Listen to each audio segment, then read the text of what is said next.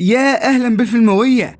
بتبدأ أحداث فيلمنا مع عصابة مكونة من 4 أشخاص بتشتغل في سرقة البنوك والمصارف. بنشوفهم وهم بينفذوا مهمة سرقة بعد ما اتفقوا مع رئيسهم المتسلط وانا، واللي ضحك عليهم وكان السبب في جرهم للإجرام بعد ما أغراهم بالفلوس. بنرجع لأصحابنا اللي بيكونوا في المهمة ولابسين أقنعة هياكل عظمية زي ما انتوا شايفين، وهيسرقوا عربية مصفحة مليانة فلوس بعد ما قدروا ينقضوا عليها وبيهددوا السواق. بينجحوا في سرقة الفلوس وهم بيهربوا، الشرطة بتطب عليهم فبيدافعوا عن نفسهم، وبسرعة بيدوروا على أي عربية قدامهم يسرقوها ويهربوا بيها، لكنهم بيفشلوا في تشغيلها. في الوقت اللي بيوصل فيه المحقق جيمس وصديقه للمكان وبيفضلوا يضربوا عليهم نار وبيدافع أفراد العصابة عن نفسهم، وفجأة بيصاب صديق جيمس وبيقع يفقد وعيه، وجيمس بيخاف عليه فبيروح يحميه ويسيب العصابة اللي بيكونوا نجحوا في الهروب. وبسرعة بياخد جيمس صديقه للمستشفى وبتكون حالته خطيرة جدا. بنرجع للعصابة تاني يوم بعد ما ظبطوا نفسهم، وبنشوفهم وهم رايحين يركبوا الطيارة اللي جابها لهم رئيسهم وانا، واللي هتنقلهم من لوس أنجلوس لنيويورك. في الطيارة بنشوف مارسيل وهو بيتخانق مع رودوس اللي كان السبب في ضرب النار على الضابط، وبيقولوا انهم كانوا متفقين ما يصيبوش حد، وان الضابط لو حصل له حاجة يبقى كده هو راح في الباي باي. ولما بيوصلوا لنيويورك بيقعدوا يقسموا الفلوس عليهم، وبنروح لمايك اللي بيقول لهم انه عمل قنبلة هتساعدهم في عملياتهم لما يكونوا في خطر، فبيوريهم القنبلة واللي بتكون قنبلة حقيقية قلدها من فيديو على اليوتيوب. فبتدخل سايكس وبتقول له انهم مش محتاجين قنابل في شغلهم لانهم مجرد حرامية، فبيرد رودوس انها مش هتضرهم لو احتفظوا بيها في وقت الزناقات، وبيعزمهم مايك على حفلة هيعملها بكرة في بيته. وبنروح للمحقق جيمس اللي بنشوفه وهو قاعد مع صديقه الجديد في المهمة سانك اللي هياخد مكان فيتس، وبيقول له سانك انهم لازم ياخدوا حذرهم في التعامل مع العصابة دي، لانه بعد ما عمل ابحاثه عنهم اكتشف انهم عصابة اجرامية خطيرة وزعيمها مدرب افرادهم كويس جدا، ولحد دلوقتي مش عارفين يحددوا هم مين، لدرجة ان الزعيم بيوفر لهم طيارة وعربيات تنقلهم من مكان الجريمة. وبيقول له انه عرف من شركة الطيارات ان الطيارة اللي نقلت العصابة تبع رجل اعمال اسمه وانا، فبيقول له جيمس انهم لازم يقبضوا عليهم وانه مش هيسمح لهم يهربوا لانهم اطلقوا النار على صديقه العزيز معاه في المهمة. وبنعرف ان فيتس لسه عايش لكنه لسه متوصل بالاجهزة في المستشفى، فبيقرر جيمس يسافر لنيويورك مع صديقه سانك. وبنروح لصاحبنا رودوس اللي بيرجع لبيته مع مراته وبنته، وهناك بيحصل مشاكل بينه وبين مراته اللي بتقول له يفضل معاهم شوية من صباحية اليوم وهو بره، وبتعاتبه على انه ما بيقعدش ساعتين على بعضهم في البيت مع بنته، وبتقول له انها عارفة انه بيروح يشرب مع اصحابه ومش هتسامحه ابدا، وبتطلب منه يرجع للرياضة لما كان لاعب محترف، لكنه بيتعصب وبيقول لها ما تتدخلش وانه هيوفر لها كل الفلوس اللي هي عايزاها. لما بتسمعهم بنتهم بتكون خايفة، وبيروح رودوس يطمنها وبيقول لها انه هيروح شغله وهيرجع يلعب معاها. بيروح رودوس لوانا عشان يتفق معاه على عملية جديدة اللي هيكون نصيب كل واحد في أفراد العصابة فيها 250,000 جنيه، المبلغ مغري جدا لرودوس فبيوافق. وبيروح رودوس لأصحابه مايك وسايكس في بيت مايك وبيتفق معاهم على العملية الجديدة وبيشرح لهم المهمة، وبيقول لهم إن مطلوب منهم يسرقوا بطاقة شخصية مهمة للاعب مشهور اللي هيعرضوها للبيع في المزاد وهيسلموها لوانا، واللي بدوره هيبيعها في مزاد عالمي تاني وهيديهم نصيبهم من الفلوس. لكن مايك بيقول لهم إنه اكتشف إن الحكومة في نيويورك بتراقبهم من بعد آخر جريمة عملها رودوس، فبيقول لها رودوس ما يعملش حفلات تاني ويخليهم مكتمين على اللي عندهم وإلا هيتكشفوا. وبنروح للمحقق جيمس اللي بيكون وصل هو وصديقه سانك لقصر وانا، وبيفضلوا يحققوا معاه وبيسألوه إذا كان ليه علاقة بالعصابة ولا لأ، فبيتهرب وانا وبيقول لهم إنهم مجرد عملاء زي أي عملاء عنده بيأجروا الطيارات بتاعته. لما بيضغط عليه جيمس بيقول له وانا إنه مستعد يرفع عليهم قضية هما الاتنين عشان أسلوبهم في التحقيق مش عاجبه، وإنهم بيتهموه من غير أدلة على المشاركة في جريمة السرقة وموت صديق جيمس. لكن جيمس بيقول له إنه هيفضل ورا الموضوع لحد ما يكشفه، وبيطلعوا هما الاتنين وبيقف جيمس مع واحد بيشتغل مع وانا، ولما بيسأله بيذكر له اسم رودوس وإنه هو اللي أجر الطيارة. وبسرعة بيروح جيمس يقابل رودوس، ولما بيبص لعينه بيفتكر إنه لمح في مقر الجريمة نفس لون عينه، وكده بيتأكد إن هو اللي ضرب النار على صديقه بس مش بيبين. طبعا رودوس بينكر وبيقول إنهم ملهمش دخل بحاجة، هم مجرد أجروا الطيارة وملهمش علاقة بعملية السرقة. وبيروح سانك لصديقته المحققة في اسم شرطة نيويورك وبيطلب منها تساعده وتديله معلومات بخصوص رودوس عشان يقدروا يحل لغز العصابة، وبيقول لها انه عمل ابحاثه واكتشف ان رودوس وبريكا كانوا لاعبي كرة قدم وهما الاتنين اعتزلوا المهنة في وقت واحد، ومن هنا بيشكوا ان ليهم علاقة بالجريمة.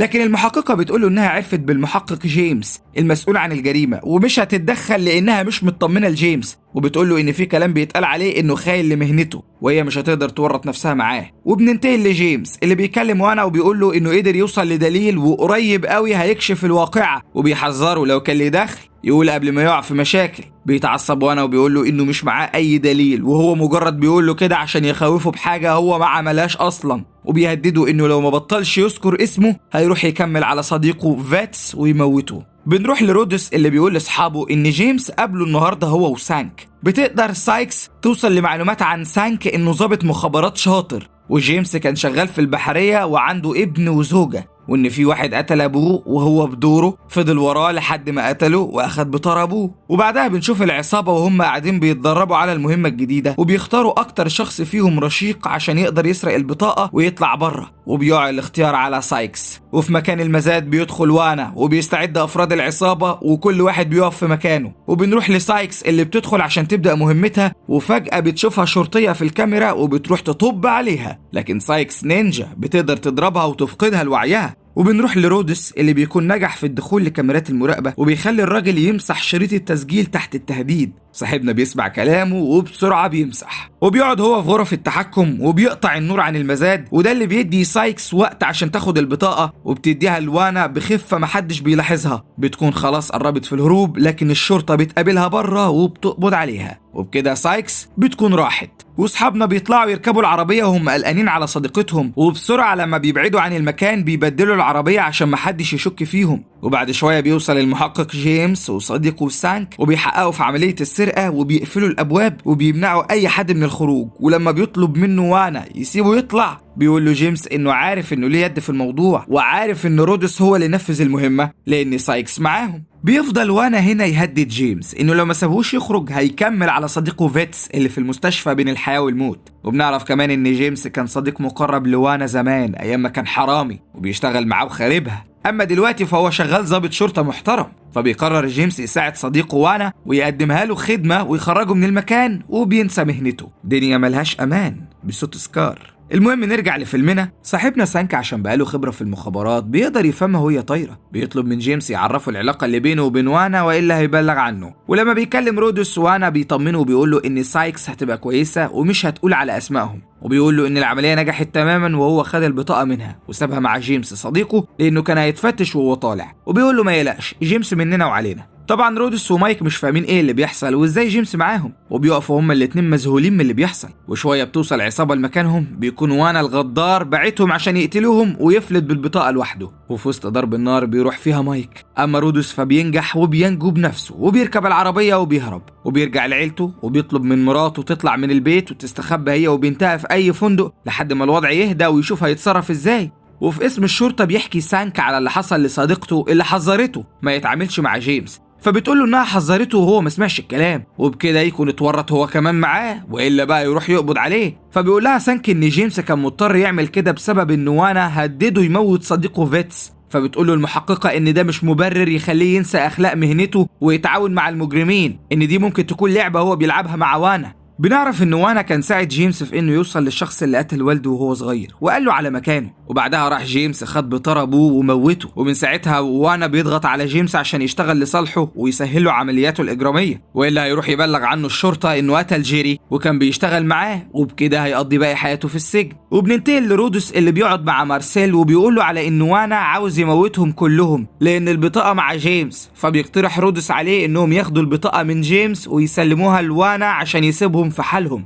وبيقعدوا يخططوا هما الاتنين سوا وبيتفقوا على انهم هيستغلوا عيد الهالوين وهيلبس مارسيل قناع ويدخل البنك يمثل انه بيسرقوا عشان يلهي الشرطة على ما يقدر رودس ياخد البطاقة من جيمس. وتاني يوم بيبدأوا خطتهم وبنشوف صاحبنا مارسيل وهو لابس قناع ذئب ومتجه ناحية البنك، واول ما بيدخل بتوصل الشرطة وبتحصل اشتباكات بينهم، وبيقدر مارسيل يموت عدد من الشرطة لحد ما سانك بيتشجع وبيظهر يضرب النار عليه وبيموت مارسيل.